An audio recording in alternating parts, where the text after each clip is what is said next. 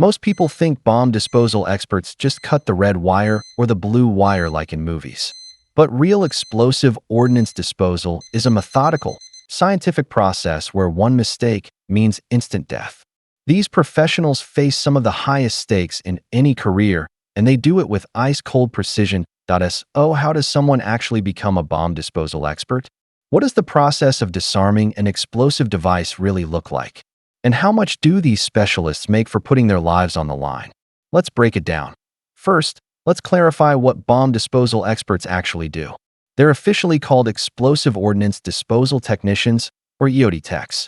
Their job is to locate, identify, render safe, and dispose of explosive hazards. This includes bombs, landmines, unexploded artillery shells, improvised explosive devices, and even chemical or nuclear weapons. Think about the reality of this work. You're approaching a device specifically designed to kill people. It might be unstable, booby-trapped, or set to detonate on a timer you don't know about. You need to figure out how it works, how to stop it, and how to make it safe. And you need to do this while knowing that the slightest mistake will be your last.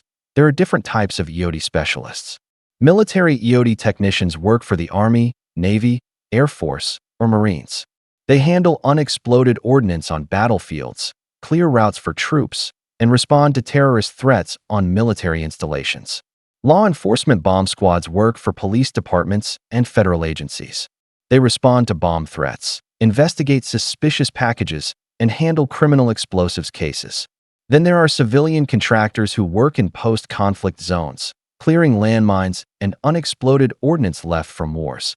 The military path is the most common entry point. In the U.S. military, becoming an EOD tech requires passing one of the most demanding training programs in the armed forces.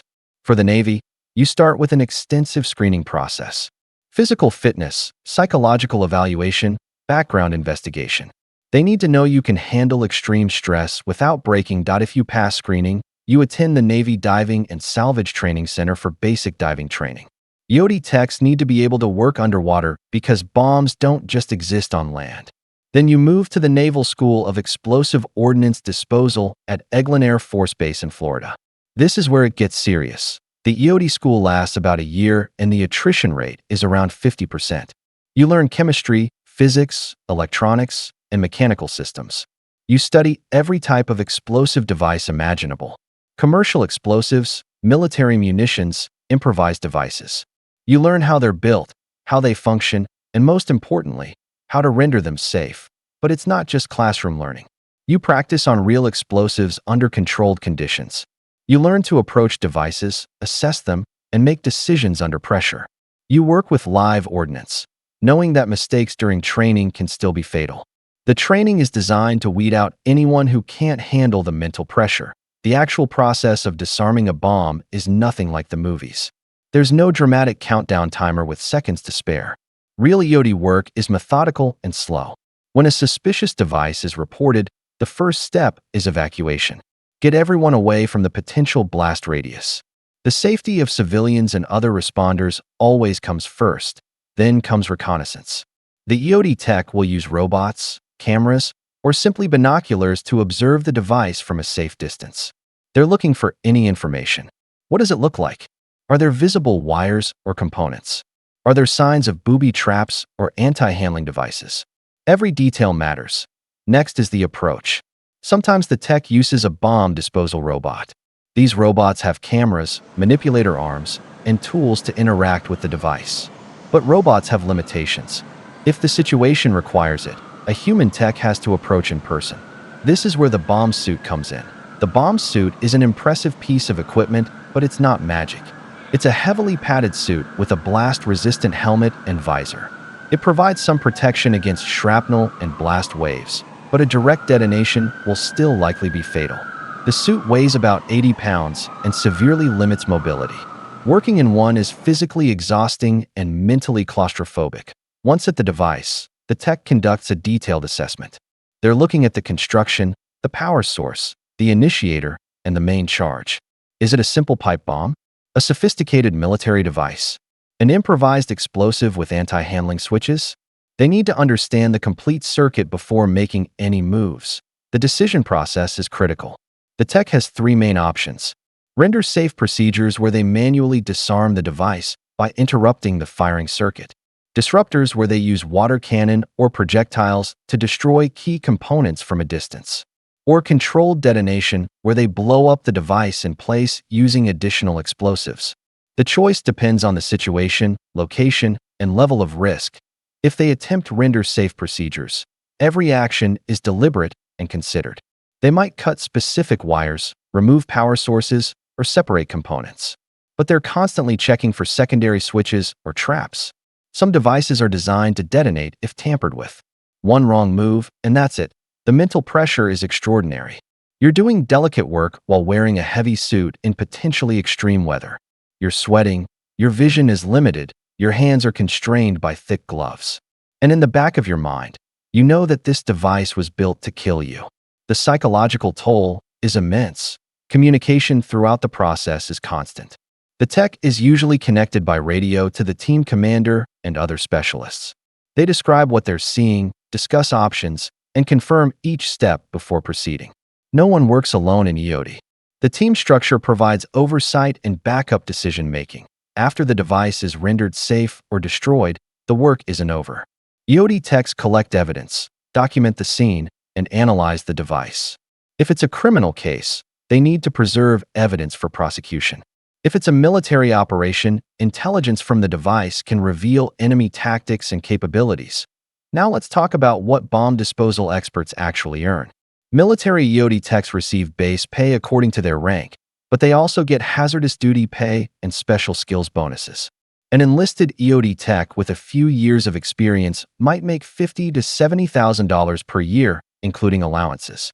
Officers make significantly more, often over $100,000 with experience. Law enforcement bomb technicians typically earn between $60,000 and $120,000 depending on the department and location.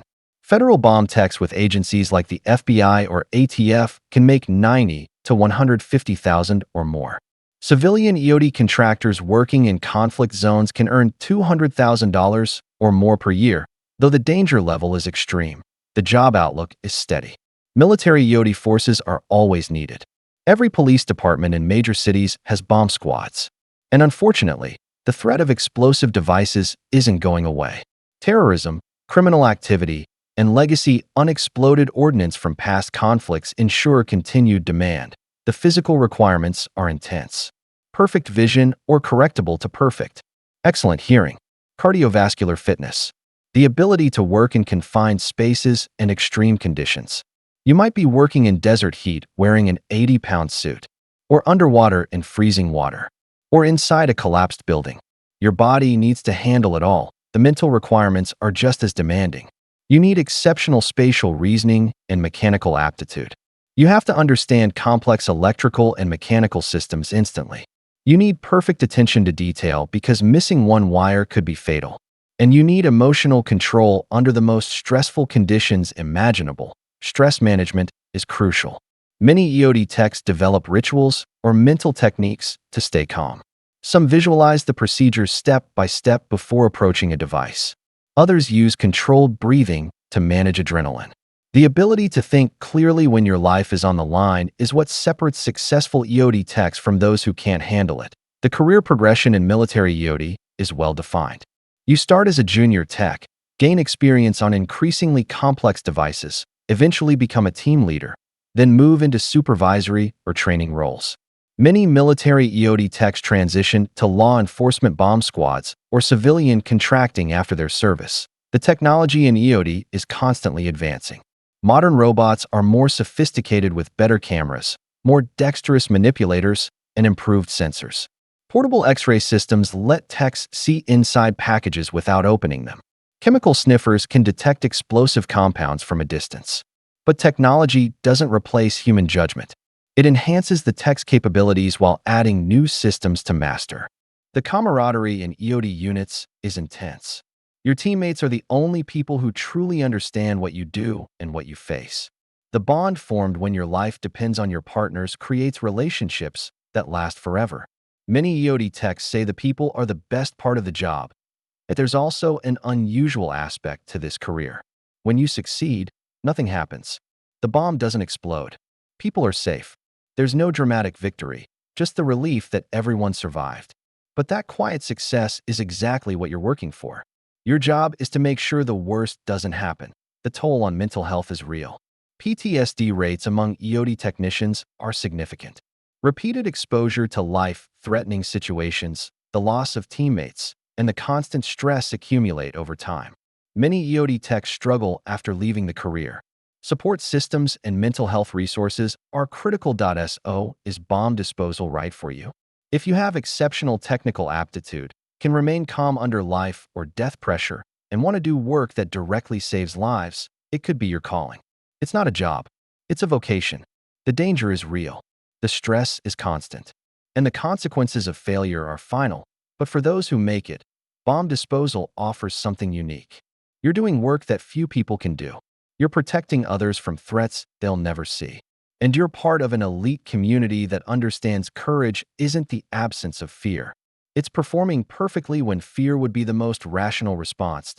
That's how bomb disposal experts actually disarm explosives. It's not red wire, blue wire. It's not Hollywood heroics.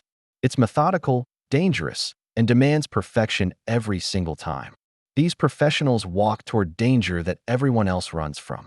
And they do it with skill, precision, and quiet bravery that most of us can barely comprehend.